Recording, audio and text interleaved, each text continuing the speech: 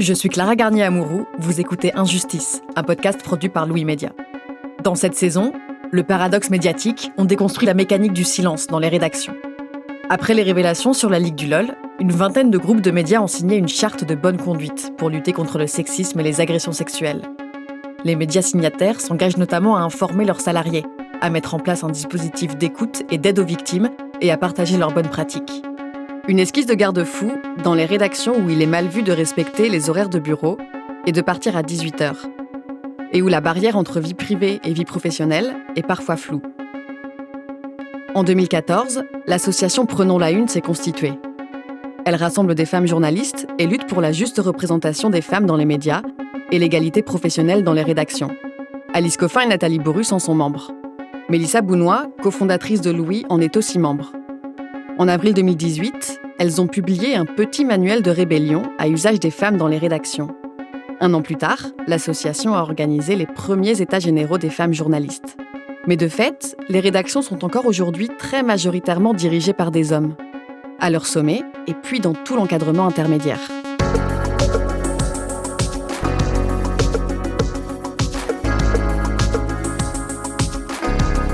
Lénaïque Bredou est journaliste politique à Mediapart. Elle travaille sur les violences sexuelles depuis près de 10 ans. C'est sûr que ça crée un univers qui n'est pas du tout un univers favorable. Encore plus dans des milieux où on considère qu'on est tous égaux, dans une sorte de mythologie aussi de l'égalité parfois, ou d'inconscience des positions de pouvoir, ou en tout cas on n'assume pas les positions de pouvoir. Tout ce que j'ai appris, découvert jusqu'à présent, c'est que nous avions du mal dans les médias à dire les problèmes propres aux journalistes et à la presse. Mais en réalité, c'est pire que ça. Ce que Lénaïque Bredou est en train de toucher du doigt, c'est que nous avons même du mal, collectivement, à penser les problèmes inhérents à la presse, car nous avons du mal à nous regarder. En parlant avec plusieurs sociologues des médias, j'ai découvert qu'il y avait une autre mythologie, qui fonctionne un peu comme le mythe de l'égalité que décrit Lénaïque, celui qui fait que du stagiaire au directeur, on se dit « tu », comme si on était au même niveau. L'autre mythe qui va de pair, c'est celui de l'identité. L'idée que les journalistes ont une identité à part. En fait, c'est une identité de donneur de leçons. Denis Ruelland est le sociologue des médias au CELSA à Paris, qu'on entendait dans l'épisode précédent. C'est sans doute ce qui la relie aux professeurs. Je suis un professeur, donc je peux le dire.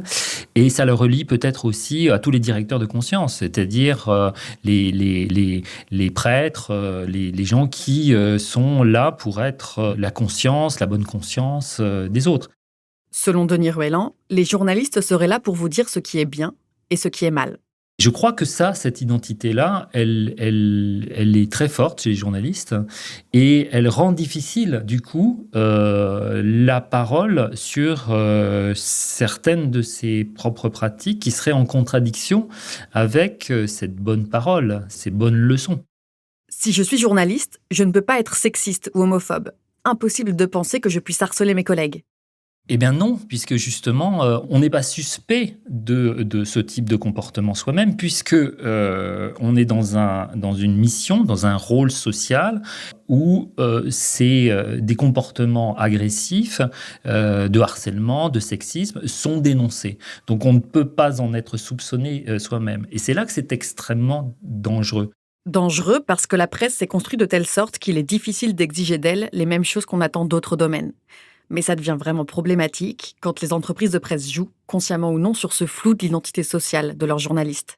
C'est extrêmement dangereux parce qu'à la fois, les individus eux-mêmes sont très protégés. Les journalistes qui, à l'intérieur des rédactions, sont victimes de discrimination, de harcèlement, de sexisme, sont particulièrement en difficulté pour l'exprimer, puisqu'ils l'expriment à propos de gens dont la position sociale est de dénoncer ces agissements. Le sociologue Éric Neveu l'écrit en ces termes.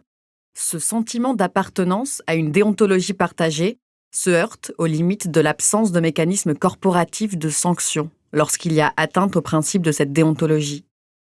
Ce qu'il dit, c'est que penser que tous les journalistes adhèrent à une déontologie commune est illusoire s'il n'y a pas de mécanisme de contrôle interne qui puisse se déclencher en cas de manquement. C'est un peu comme si les médecins n'avaient que le serment d'Hippocrate et pas le Conseil de l'ordre des médecins. Quand ils prêtent serment, les médecins s'engagent à respecter la déontologie médicale, ne pas faire de mal, garantir le secret professionnel à leurs patients et les informer de toutes les procédures qu'ils pourraient subir. Mais ce serment n'a aucune valeur juridique. C'est le Conseil de l'ordre qui peut poursuivre des médecins et les sanctionner s'ils ne respectent pas l'éthique de la profession. Or, les entreprises de presse n'ont pas de conseil de l'ordre, pas d'organisme de contrôle qui pourrait vérifier que leurs comportements correspondent bien à la charte des journalistes. Ils ont seulement, depuis 2016, l'obligation de se doter d'une charte de déontologie. Et plus largement, il existe une charte d'éthique des journalistes qui énonce les grands principes que doit respecter un journaliste digne de ce nom. Ces 2 documents non plus n'ont pas de valeur juridique. Dans la charte, il y a ceci. Un journaliste digne de ce nom n'accepte en matière de déontologie et d'honneur professionnel que la juridiction de ses pairs et répond devant la justice des délits prévus par la loi. Mais il n'y a donc pas de juridiction collective. Et si un journaliste peut être jugé sur son travail par un confrère, il est extrêmement difficile d'écrire sur ses pairs. Mine de rien, vous avez quand même peur du jugement de votre propre profession, vous avez peur que les gens vous en veulent, qu'ils vous fassent passer pour la mère morale du journalisme. Voilà, c'est pas très agréable. C'est vrai que c'est pas très agréable parce que vous avez quand même un peu d'appréhension sur le jugement de vos pairs, quoi. Je pense que c'est essentiel, mais c'est vrai que c'est pas confortable. C'est Lénaïque Bredou qui me parle de nouveau, la journaliste de Mediapart. On lui doit notamment les révélations sur l'élu écologiste Denis Baupin, accusé de harcèlement sexuel par 14 femmes. Pendant le procès, une journaliste de la New York Review of Books a qualifié Lénaïque de Ronan Farrow française, en référence à l'un des journalistes qui a enquêté sur les accusations d'agression sexuelle contre le producteur de cinéma Harvey Weinstein. Je me coupe parce que j'ai l'impression qu'il y a beaucoup d'écho ici. Ouais. Est-ce qu'il y a un autre endroit par hasard où on va devoir s'accommoder? Ça va être pareil dans toutes les salles en fait. C'est un peu comme ça? Ouais.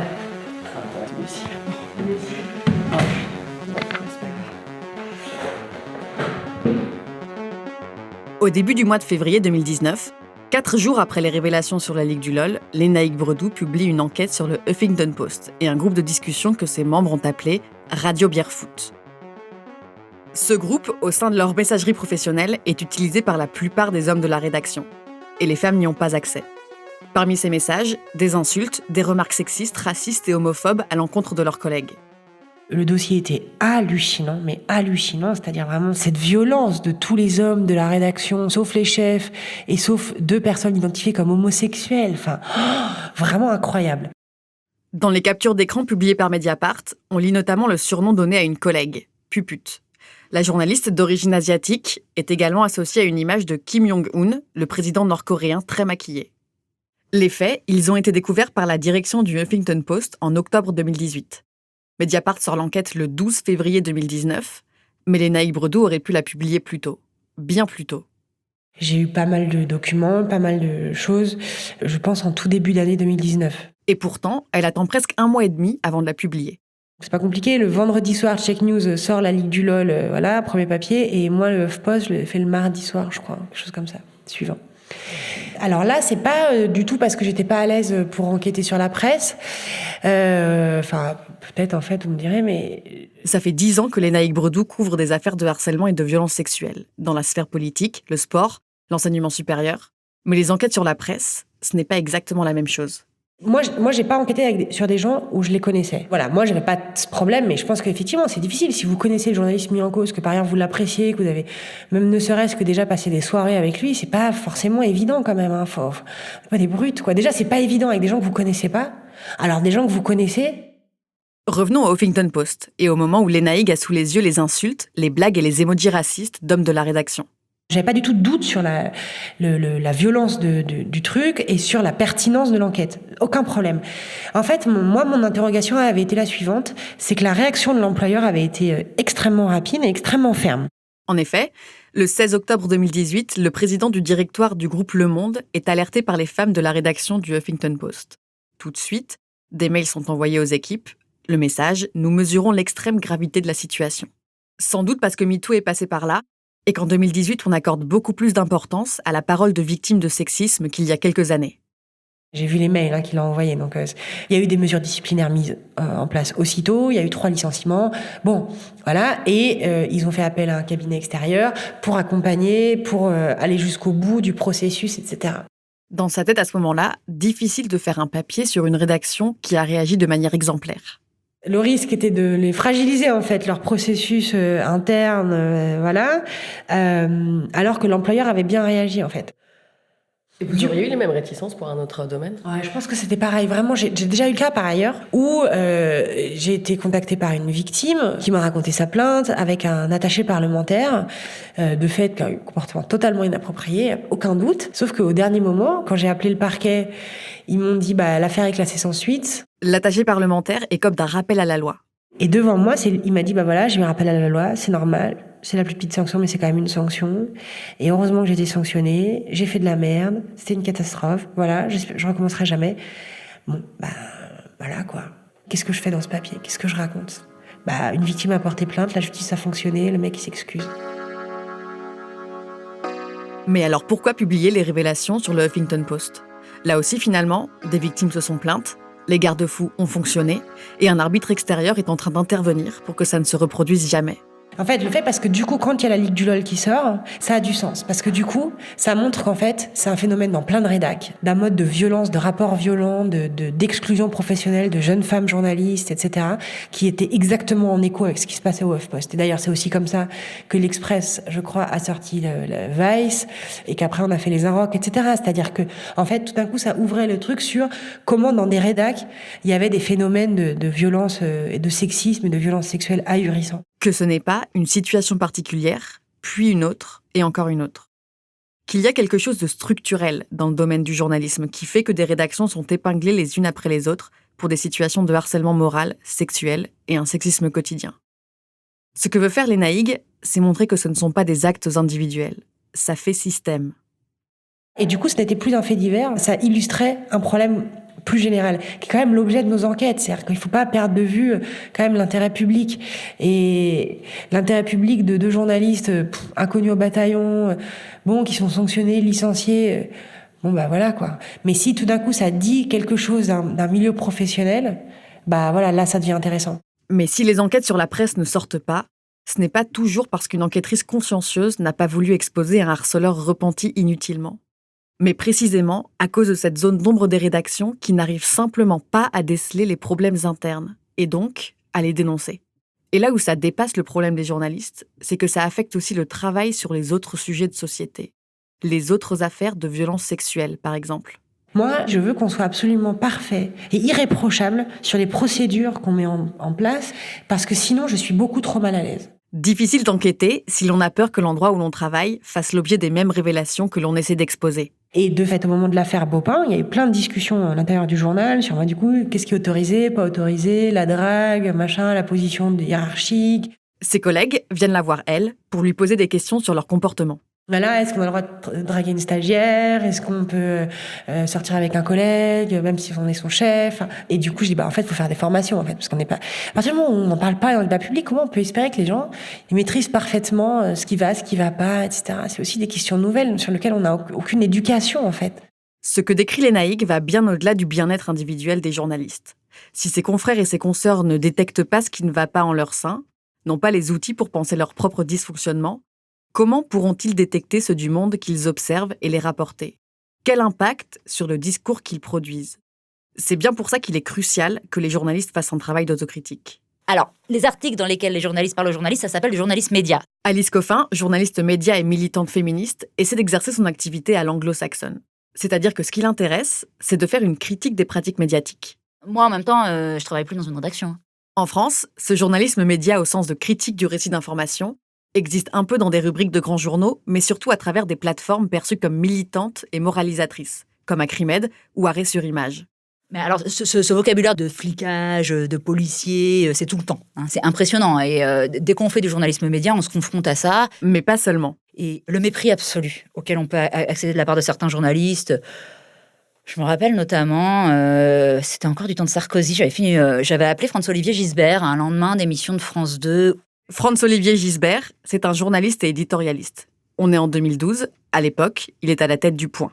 Et il avait été sollicité par une émission politique de France 2 pour interviewer Nicolas Sarkozy. Alice trouve l'exercice excessivement bienveillant à l'égard de Nicolas Sarkozy. Elle n'est pas la seule. Sur Twitter, des internautes le décrivent comme mielleux ou cireur de pompe. Énormément de remarques à ce sujet-là sur les réseaux sociaux. Je suis journaliste média, logique, le lendemain, je l'appelle. Et elle se fait incendier. Et là, réaction typique en disant, mais vraiment, il me dit, mais vous êtes qui, vous ? Mais vous avez fait quoi, vous ? Vous connaissez ma vie ? Vous savez, moi, ce que j'ai fait en tant que journaliste ?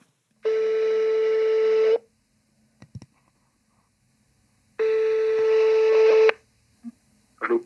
Oui, bonjour Monsieur Gisbert, c'est Clara de Louis Média. D'accord. Je vous dérange pas ? Allez-y. Allons-y parce que je suis dérangé, mais c'est pas grave. Je vous avais appelé pour savoir si... Alors, j'ai interviewé une journaliste pour mon podcast qui s'appelle Alice Coffin.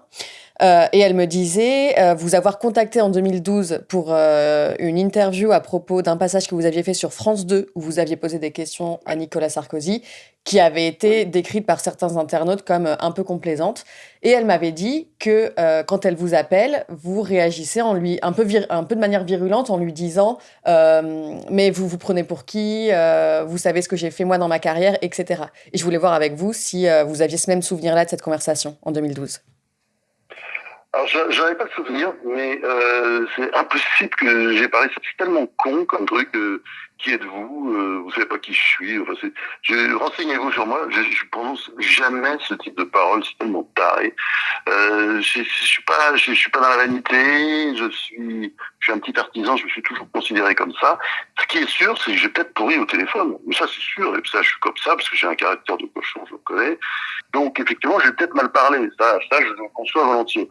Moi, ce que je peux dire, effectivement, c'est apprenez votre métier. C'est quoi ce truc on n'est pas obligé de taper sur les gens quand ils sont à terre, puisqu'à l'époque, Sarkozy paraissait battu. En 2012, Alice n'est pas exactement une débutante.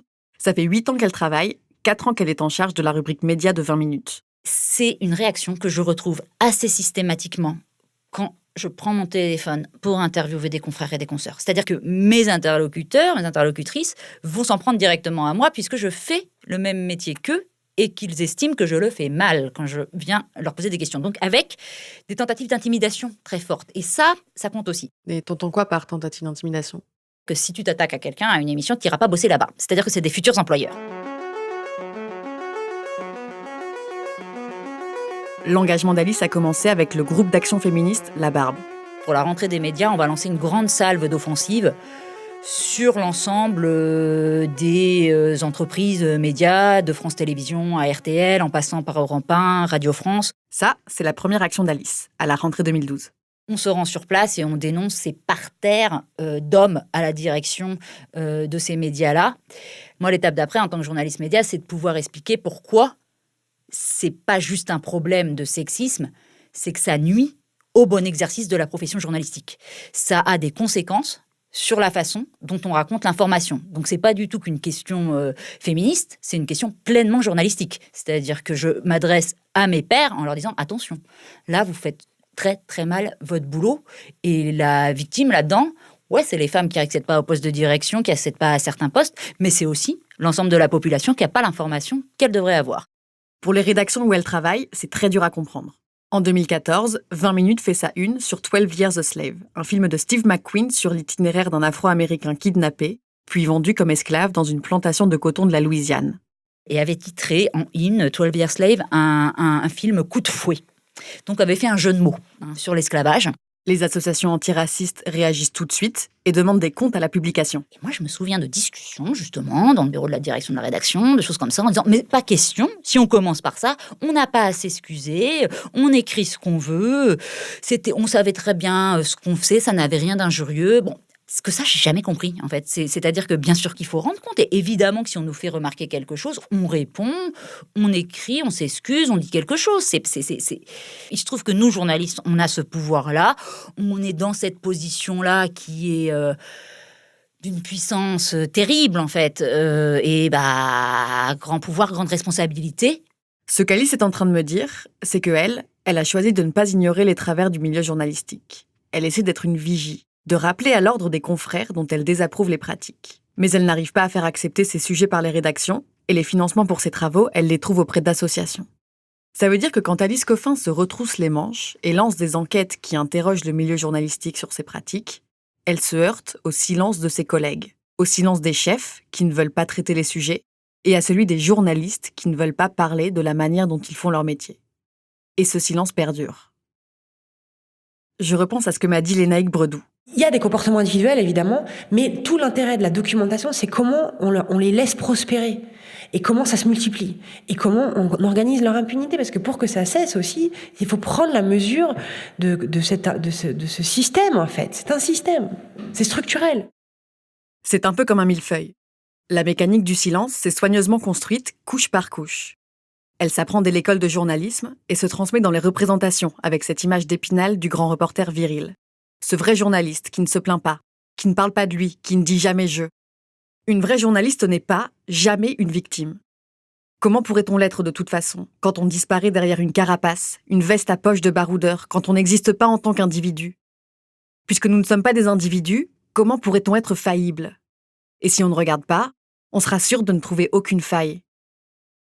Ce pouvoir immense qu'ont les journalistes d'observer le monde, de le mettre en mots, ils ne l'exercent pas sur eux-mêmes. En philosophie, le paradoxe de l'omnipotence essaie de définir jusqu'où un être tout-puissant peut aller et rester tout-puissant. Une des versions du paradoxe pose la question suivante. Un être tout-puissant pourrait-il créer une pierre si lourde qu'il ne puisse pas lui-même la porter ? Ce que dit le paradoxe, c'est que si le tout-puissant ne peut pas créer cette pierre, alors il montre qu'il n'est pas tout-puissant. Mais s'il le fait, il perd sa toute-puissance, puisqu'il ne peut pas la soulever. Le journaliste n'est pas tout-puissant, mais les armes qu'il utilise le sont presque. Une fois la parole diffusée dans l'espace public, elle est quasiment inarrêtable. Elle peut déclencher des procès, des démissions, voire des condamnations. Cette parole, on peut choisir de l'exercer ou non. On peut parler ou se taire. Si je ne parle pas, c'est plutôt simple. Je ne suis pas puissante. Ou du moins, je n'exerce pas ma puissance. Mais si je parle pour moi-même, je deviens victime, plus journaliste. Je perds donc ma puissance de journaliste. Est-ce que je reste puissante si je ne peux pas utiliser ma force pour me défendre moi-même ? Est-ce qu'en refusant d'utiliser mon pouvoir, je le perds ? Ou peut-être qu'il faut changer le paradigme. Ne surtout pas chercher une toute-puissance, mais accepter une parole plus personnelle, plus faillible, mais plus à même de creuser dans les sinuosités du monde plutôt que de rester sur son rebord. Une parole située, qui dise « je » en toute humilité, et qui puisse aussi aller chercher dans les recoins de silence et prendre en compte les non-dits ou les non-entendus de Nathalie, Anna, Gabrielle et de toutes les autres.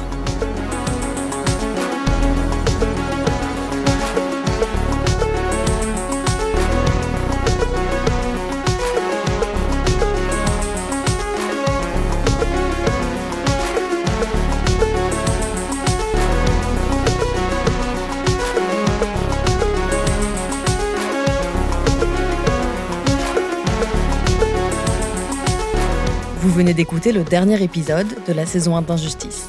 Je suis Clara Garnier-Amouroux, à la production, Gabriel Ramin. Maud Benakcha et Amel Almia ont aidé au montage. La réalisation est de Renaud Duguay. Au tournage, Olivier Baudin. Au mixage, Jean-Baptiste Aubonnet et Tristan Mazir. La musique est de Jean Thévenin, remixée par Raphaël Ankierman. À la rédaction en chef, Mélissa Bounois et Charlotte Pudlowski. Merci à Hugo Lindenberg pour les premiers entretiens du projet et merci à Cécile Desdin pour ses relectures.